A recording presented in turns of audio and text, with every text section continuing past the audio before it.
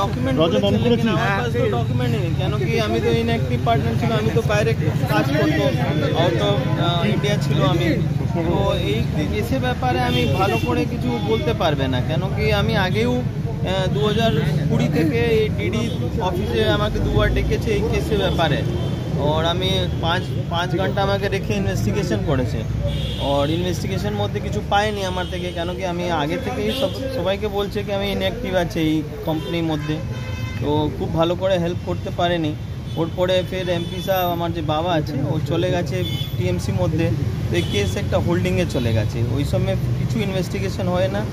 মানে আপনি বলতে চাইছেন বাবা আবার বিজেপিতে ফেরায় আবার এই কেসটাকে সক্রিয় করা? এরকমই, কেন বাবা আসা পরেই এইসব স্টার্ট হয়ে গেছে। মিনস এই 2020 কেস হয়েছে, ওর পরে কেস যে ইনভেস্টিগেশন করা ছিল পরে নেই, হোল্ড রেখে দিয়েছে, ফির এই বিজেপি যাওয়া পরে ফির এই কেস স্টার্ট হয়ে গেছে। এই ইনভেস্টিগেশন জন্য এই একটা মিউনিসিপ্যালিটির মধ্যে একটা ইয়ে ছিল, সরি টেন্ডার হয়েছে, টেন্ডারের মধ্যে কাজ হয়নি, কমপ্লিট হতে পারেনি, ওর জন্য মিউনিসিপ্যালিটি কেস করেছে, কেসের জন্য ইনভেস্টিগেশন জন্য ডেকেছে।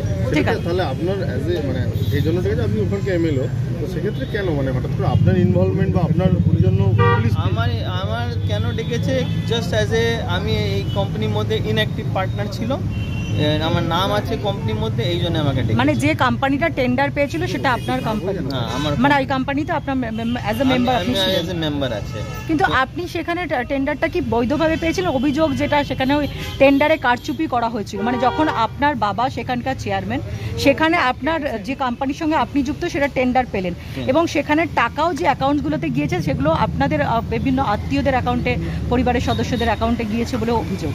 না, এই ব্যাপারে আমি কিছু জানি না, কেন কি আমি আগেই বলছি কি এইসব যে কাজ পেয়েছে, কাজ হয়েছে, কাজ কমপ্লিট হয়নি, ওর পরে এরকম যে কেস হয়ে গেছে, কিন্তু কাজের টাকা, কাজ কমপ্লিট হলো না, কাজ খাতায় কলমে দেখানো হলো, অথচ সেই টাকাটা পেয়ে গেছিলেন, সেটাও তো তাহলে তো টেন্ডার নেওয়া হলো, খাতায় কলমে কাজ হলো না, সেটাই তো অভিযোগ উঠছে। মানে আপনি বলছেন অভিযোগ কি আছে কি না আমি তো বলতে পারবে না, আমি তো আগেই বলছি কি আমি এই কোম্পানির মধ্যে ইনঅ্যাক্টিভ আছে, তো আমি ভালো করে বলতে পারবে না। আপনি আমার থেকে ডকুমেন্ট জিজ্ঞেস করবে, আমি ডকুমেন্টও প্রোভাইড করতে পারবে না।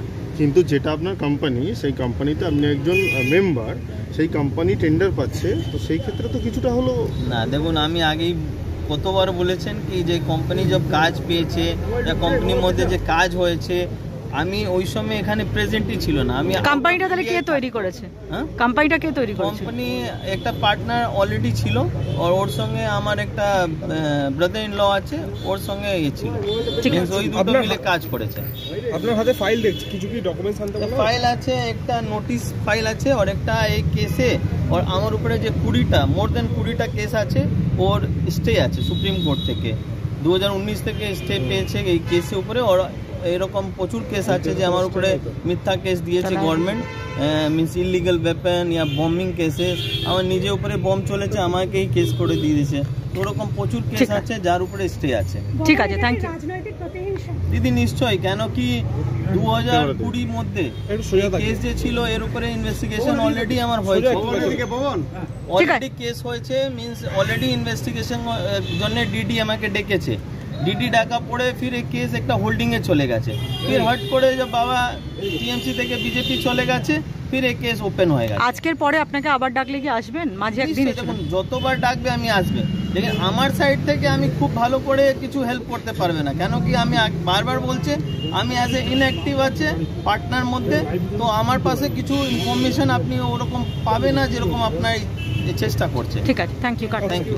বিদ্যা, ব্যবসা, চাকরি, জটক বিচার, বিবাহ, পারিবারিক অশান্তি, সন্তান লাভ, বাস্তু সমস্যা, আরো যে কোনো সমস্যার সমাধানের একমাত্র সেরা ঠিকানা জ্যোতিষী প্রসাদ রায়। আর দেরি না করে আজই চলে আসুন প্রসাদ রায়ের কাছে। আমাদের ঠিকানা RC80 Bengal Ambuja city centre, Durgapur 16, near Jorhat rotary. Phone নম্বর 7407250555 অথবা 9064620444।